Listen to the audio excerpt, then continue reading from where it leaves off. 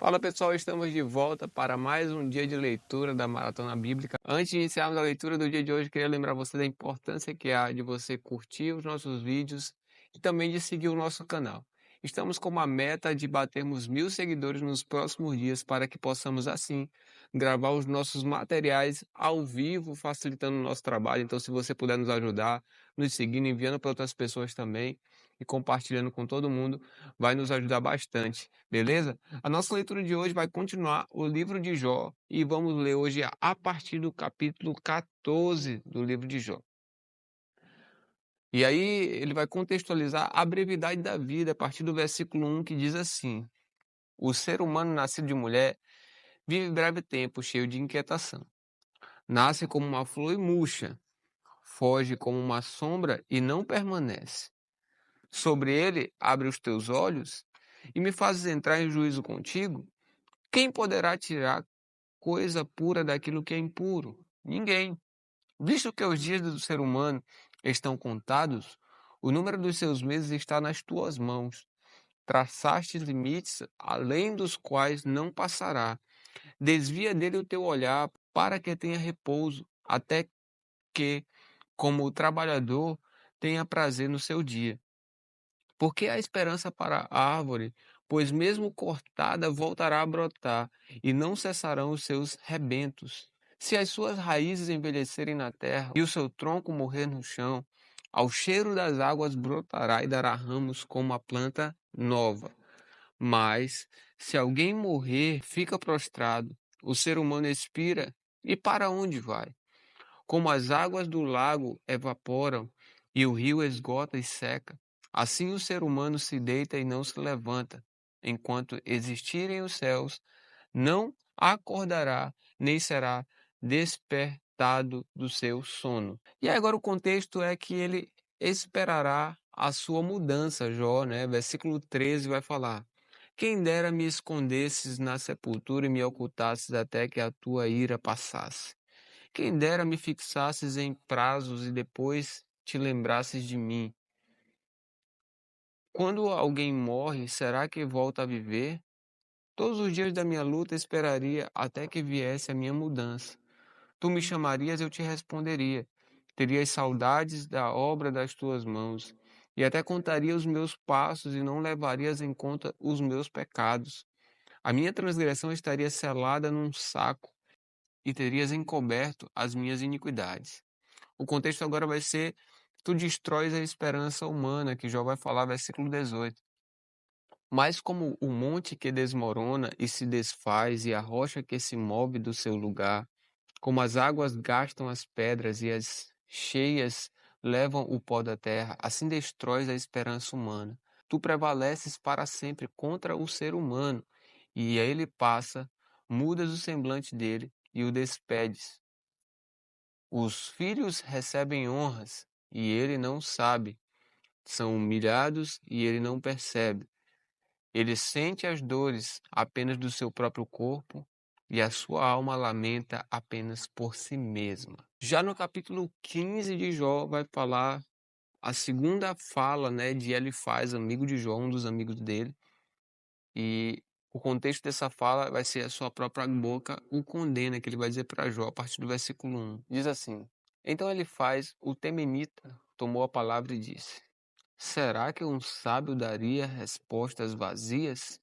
Será que encheria a si mesmo de vento leste? Argumentaria com palavras que de nada servem e com razões das quais nada se aproveita? Mas você destrói o temor de Deus e diminui a devoção a Ele devida, pois o que você fala se inspira em sua iniquidade e você adota a língua dos astutos. A sua própria boca o condena, e não eu. Os seus lábios dão testemunho contra você. Será que você é o primeiro homem que nasceu? Por acaso você está formado antes dos montes? Será que você ouviu o conselho secreto de Deus e detém toda a sabedoria? O que você sabe que nós não sabemos? O que você entende que nós não entendemos? Também há entre nós homens idosos e de cabelos brancos muito mais velhos do que o seu pai. Você faz pouco caso das consolações de Deus e das suas suaves palavras que dirigimos a você? Por que você se deixa levar pelo seu coração? Por que os seus olhos flamejam para que você dirija contra Deus o seu furor? E por que deixa que tais palavras saiam da sua boca? Que é o homem para que seja puro? E o que nasce de mulher para ser justo? Eis que Deus não confia nem nos seus santos, nem os céus são puros aos seus olhos. Enquanto menos o homem, que é abominável e corrupto, que bebe a iniquidade como a água. E agora o contexto é: o ímpio é atormentado todos os dias. Versículo 17. Escute o que eu vou lhe explicar. Olha o que ele está falando. Vou contar-lhe o que vi. O que os sábios anunciaram sem ocultar nada, tendo recebido dos pais deles, aos que somente foi dada esta terra, sem que nenhum estrangeiro passasse entre eles. O ímpio é atormentado todos os dias, no curto número dos anos que se reservam para o opressor.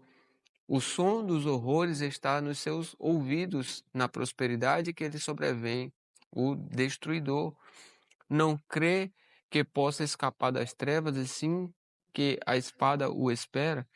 Anda vagando em busca de pão, dizendo: onde está?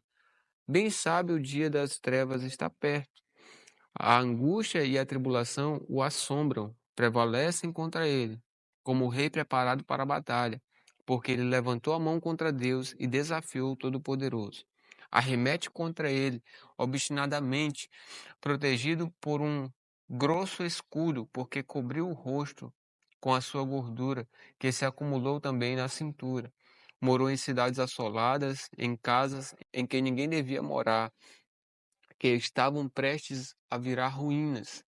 Por isso não ficará rico, nem subsistirá a sua riqueza, nem se estenderão os seus bens pela terra. Não escapará das trevas, a chama do fogo secará os seus rebentos, e o sopro da boca de Deus será arrebatado. Que ele não confie na vaidade, enganando a si mesmo, porque a vaidade será a sua recompensa. Esta lhe chegará antes da hora, e o seu ramo não reverdecerá. Será como a videira que perde as uvas ainda verdes, como a oliveira que deixa cair sua flor. Porque a companhia dos ímpios será estéril, e o fogo consumirá as tendas do suborno. Concebem o mal e dão luz à iniquidade. O coração deles só prepara enganos. O capítulo 16 agora vai contextualizar a resposta de Jó, né, que é o contexto de um montão de palavras. Versículo 1 diz: Então Jó respondeu: Tenho ouvido muitas coisas como essas. Todos vocês são consoladores que só aumentam o meu sofrimento. Será que não terão fim essas palavras? Ou o que é que instiga você a responder assim? Eu também poderia falar como vocês falam. Se vocês estivessem em meu lugar, eu poderia dirigir-lhes um montão de palavras e balançar a cabeça na presença de vocês. Poderia fornecê-los com palavras, fortalecê-los com palavras e a consolação dos meus lábios. Abraçaria a dor de vocês. Se eu falar, a minha dor não cessa. Se me calar, qual o meu alívio? E aí o contexto agora é que Deus o esmagou, versículo 7. Na verdade, esgotaste as minhas forças. Tu, ó Deus, destruíste toda a minha família. Testemunha disto é que me deixaste enrugado. A minha magreza já se levanta contra mim e me acusa cara a cara. Na sua ira me despedaçou e me perseguiu. Rangeu os dentes contra mim e, como meu adversário, aguça os olhos. Homens abrem a sua boca contra mim, com desprezo me esbofeteiam, todos se ajuntam contra mim. Deus me entrega aos ímpios e me faz cair nas mãos dos perversos.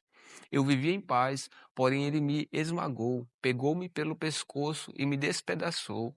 Ele fez de mim o seu alvo. As suas flechas me atingem de todos os lados, atravessam-me os rins e não me poupa. Derrama o meu fel sobre a terra. Ele me fere com golpes e mais golpes, arremete contra mim como um guerreiro. Costurei uma roupa feita de pano de saco sobre a minha pele e enterrei o meu orgulho no pó. O meu rosto está vermelho de tanto chorar, e sobre as minhas pálpebras está a sombra da morte. Embora não haja violência nas minhas mãos e seja pura a minha oração. Aí o contexto agora vai ser: a minha testemunha está no céu, que Jó vai dizer, versículo 18. Ó terra, não cubra o meu sangue, e não haja lugar em que se oculte o meu clamor. Já agora a minha testemunha está no céu, e nas alturas se encontra quem advoga a minha causa. Os meus amigos zombam de mim, mas os meus olhos se desfazem em lágrimas diante de Deus, para que ele mantenha o direito do homem contra o próprio Deus e o do filho do homem contra o seu próximo. Porque dentro de poucos anos eu seguirei o caminho de onde não voltarei. No capítulo 17, Jó continua a falar: o meu espírito vai se consumindo, os meus dias vão se apagando, e só tenho diante de mim a sepultura. Estou cercado de zombadores, e os meus olhos são obrigados a contemplar as suas provocações. E aí ele vai contextualizar o fato de que ele diz: eu sou aquele cujo rosto se cospe. Olha só, o versículo 3: dá-me, ó Deus, um penhor, e ser o meu fiador diante de ti. Quem mais haverá que possa se comprometer comigo? Fechaste o coração deles para o entendimento, e por isso não os exaltarás. Se alguém entrega os meus amigos como presa, os olhos de seus filhos desfalecerão. Mas ele me pôs por provérbio dos povos. Tornei-me como aquele cujo rosto se cospe. Os meus olhos se escureceram de mágoa, e todos os meus membros são como a sombra. Os retos ficam admirados com isto, e os inocentes se levantam contra os ímpios. O justo segue o seu caminho, e o puro de mãos se torna cada vez mais forte. Mas voltem todos vocês e venham cá, porque não acharei nenhum sábio entre vocês. Agora ele vai contextualizar uma pergunta, que é: onde está a minha esperança? A partir do versículo 11. Diz assim: os meus dias passaram e fracassaram os meus planos, os desejos do meu coração. Transformam a noite em dia e dizem: a luz está perto das trevas. Mas se eu aguardo a sepultura por minha causa, se faço a minha cama nas trevas, se digo à cova: você é o meu pai, e aos vermes: vocês são a minha mãe e a minha irmã, onde está então a minha esperança? Sim, a minha esperança. Quem a poderá ver? Ela descerá até as portas do mundo dos mortos, quando juntos descansaremos no pó. Até amanhã a gente continua a nossa leitura do livro de Jó.